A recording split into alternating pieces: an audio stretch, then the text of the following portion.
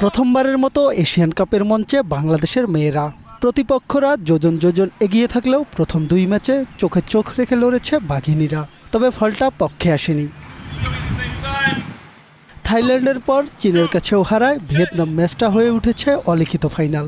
ভিয়েতনামের বিপক্ষে জয়েই চোখ বাংলাদেশের। শেষ ম্যাচে জান প্রাণ দিয়ে লড়তে চান ফুটবলাররা।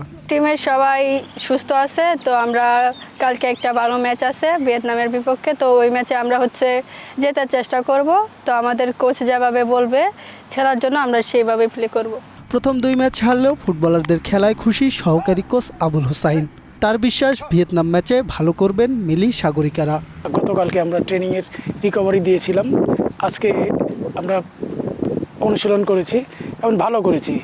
আমাদের আগামীকাল কিভাবে ম্যাচ খেলবে আমাদের সেইভাবেই আমরা প্রস্তুতি আজকে নিয়েছি এবং প্লেয়ারকে বোঝাতে সক্ষম হয়েছি যে আগামী ম্যাচটা তাদের সেরাটা দেওয়ার জন্য সবাই চেষ্টা করবে, তাদের সেরাটা দেওয়ার জন্য ইনশাআল্লাহ।